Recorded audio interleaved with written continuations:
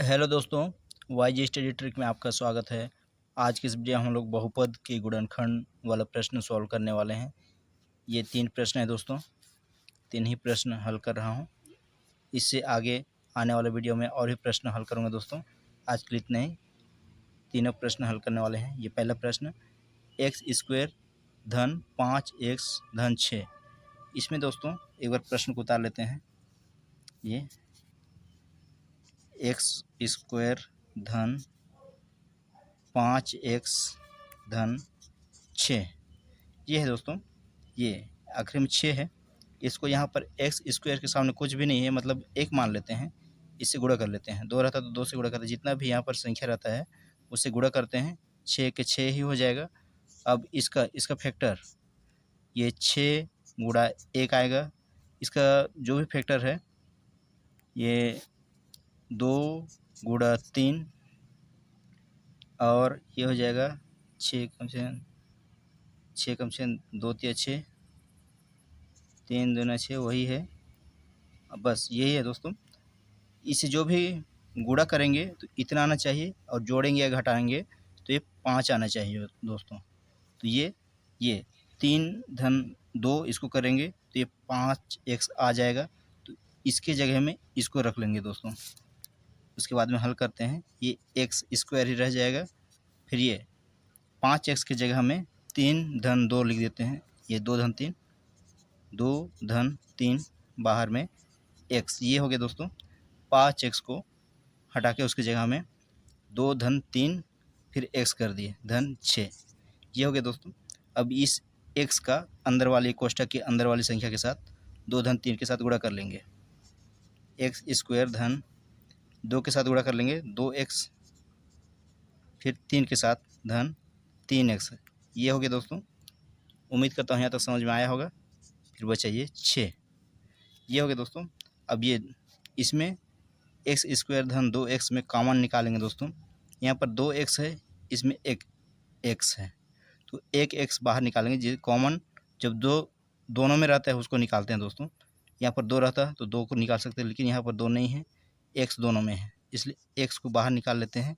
कोष्ठक में जो बचा है उसको लिख लेते हैं। यहाँ पर एक x बचा है, 2x था, एक x को कोष्ठक से बाहर कॉमन निकाल लिए तो ये x बचा। फिर धन, यहाँ पर x चला गया बाहर तो यहाँ बचा है 2, ये हो गया दोस्तों। फिर यहाँ पर ये धन है, धन लगा दिए। इसमें 3x धन 6, इसमें कॉमन निकालना है दोस्तों।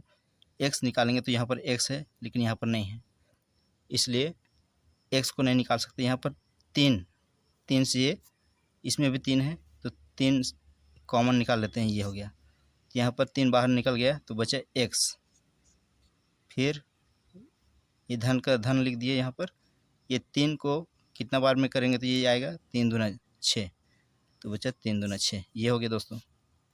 अब कोष्ठक के अंदर दोनों में x धन 2 आ गया है, मतलब ये यहाँ तक सही हल किए हैं। अब ये इसको कॉमन निकाल लेते हैं। x धन 2 कॉमन निकल गया है। अब ये कोष्ठक में निकाल दिए, यहाँ पर रख दिए। अब जो बचे है उसको अगले वाले कोष्ठक में लिख लेते हैं। x धन 3, यही हमारे आंसर है दोस्तों। उम्मीद करता हूँ दोस्तों यहाँ तक समझ में आया होगा। ये पहला प्रश्न है।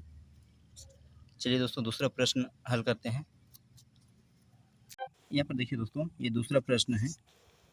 यहाँ पर ये 2 है, ये 3x है। x² धन 3x धन 2 है।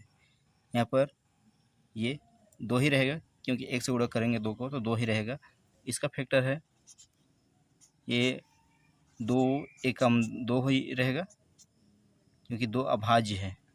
जिस संख्या स्वयं से और 1 से केवल भाग जाता है वही अभाज्य कहलाता है। तो ये अभाज्य है दोस्तों। तो इसका 2 से ज़्यादा गुणनखंड नहीं होता है, तो यही इसका फैक्टर है। तो इसमें जोड़ेंगे या घटाएंगे तो इतना आना चाहिए। अगर इसको जोड़ते हैं तो इतना आ जाता है दोस्तों। तो इसकी जगह हमें इसको रख लेते हैं x² धन, ये कोष्ठक में 2 धन 1 x, ऐसे करके ये धन 2 लिख दिए, ये हो गया। अब इसको गुणा कर लेते हैं। 2 का एक्स के साथ गुणा कर लेंगे 2x हो जाएगा धन, एक का एक्स के साथ गुणा करेंगे तो एक एक्स लिखने की ज़रूरत नहीं है, इसको सिर्फ एक एक्स ही लिख सकते हैं दोस्तों। एक्स में ही एक एक्स छिपा है तो इसलिए एक एक्स केवल लिखेंगे।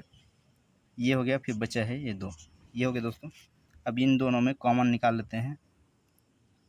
यहाँ पर एक्स स्क्वायर धन 2x में दोनों में x है तो एक्स स्क्वायर नहीं निकालेंगे इसमें, क्योंकि इसमें एक एक्स है, इसमें 2x है, एक एक्स दोनों में है, दोनों में एक एक निकाल लेते हैं। एक्स बाहर निकला, एक एक्स बचा है, एक्स लिख दिए धन धन, यहाँ से एक्स बाहर निकल गया है, 2 बचा है, 2 लिख दिए, ये हो गया। यहाँ पर देखिए दोस्तों ये धन है, धन लगा दिए, एक्स धन 2, इसमें कॉमन नहीं है तो कॉमन दोनों में नहीं है तो एक तो है, इसलिए एक लिख सकते हैं यहाँ पर, बचे कोष्टक में एक्स धन 2, ये हो गया दोस्तों। अब ये दोनों कोष्टक में एक्स धन 2 है, इसको कॉमन लिख दिए यहाँ पर, एक्स धन 2 एक कोष्टक में लिख दिए, जो बचा है उसको दूसरे कोष्टक में एक्स धन 1, ये हो गया दोस्तों। यही हमारे आंसर है दोस्तों। उम्मीद करता हूँ दोस्तों यहाँ तक समझ में आया होगा। चलिए दोस्तों और एक आखिरी प्रश्न हल करते हैं। यह है दोस्तों आखिरी प्रश्न। उधर लाइट नहीं था इसलिए मैं दूसरी जगह आके बना रहा हूँ। ये है यहाँ पर ये 6 का केवल गुणनखंड नहीं निकाल सकते, इसको भी यहाँ पर इस शुरू वाले संख्या से गुणा करेंगे, 6 6 36 हो जाएगा 36। अब इसका गुणनखंड निकाल लेंगे, ये 36 एकम 36, 18 दूना 18 गुणित 2 36 हो जाएगा, 9 गुणा 4 36 और 6 6 36 और 6 6 36, ये है दोस्तों। और ये 36 से कम 36 हो गया है, 12 गुणा 36, ये है दोस्तों। और भी इसका गुणनखंड निकलेगा तो कमेंट बॉक्स में बताइएगा दोस्तों। इसमें से कौन से जोड़े को लेंगे जिसको जोड़ेंगे या घटाएंगे तो इतना आना चाहिए दोस्तों, ये 5x, तो ये 9 और 4 6 को 6 को जोड़ेंगे या घटाएंगे तो इतना नहीं आएगा, इसमें से भी नहीं आएगा, ये भी नहीं आएगा, ये भी नहीं आएगा, ये भी नहीं आएगा, इसमें आने के चांस है। 9 में 4 को घटाएंगे तो इसलिए ऋण 9 में 4 को घटाएंगे तो ऋण 9 धन 4, ये कर सकते हैं दोस्तों। यहाँ पर इसी को लेते हैं, इस जोड़े को, तो 6x स्क्वायर, फिर यहाँ पर ऋण 9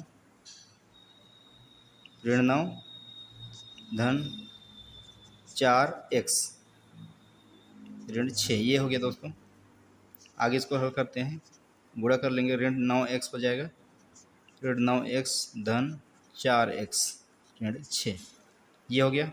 अभी इन दोनों में कॉमन निकाल लेते हैं, 3x कॉमन निकलेगा, 3x इसमें भी है, एक्स स्क्वायर करेंगे तो इसमें सिर्फ एक ही x है, इसलिए 3x लेते हैं, 3x, यहाँ x बचा है 2x, 3 दूना 6, 2x ऋण 3 तिया 9, 3 बचा है, x बाहर निकल गया है, ये धन, यहाँ पर x नहीं है दोनों में, 2 है दोनों में, धन 2 बाहर निकाल लेते हैं, ये धन चिन्ह लग जाएगा ये, फिर यहाँ बचा है 2 दूनी 4, 2x ऋण 2 तिया 6, ये बचा है दोस्तों, ये हो गया। अब कोष्टक में दोनों में कॉमन है, 2x ऋण 3, 2x ऋण 3, इसको एक कोष्टक में रख लेते हैं, 2x ऋण 3, फिर ये जो बचा है उसको दूसरे कोष्टक में, 3x धन 2, यही हमारे आंसर है दोस्तों। ये जो मैं हल किया अच्छा लगा, मेरे बताने का तरीका अगर अच्छा लगा तो लाइक और शेयर ज़रूर कर दीजिएगा दोस्तों, और इस चैनल पहली बार आए हैं तो एक बार सब्सक्राइब भी कर दीजिएगा दोस्तों, ताकि अन्य जो मैं महत्वपूर्ण वीडियो बनाऊं सबसे पहले आप तक पहुंचेगा दोस्तों। आज के लिए इतना ही, धन्यवाद।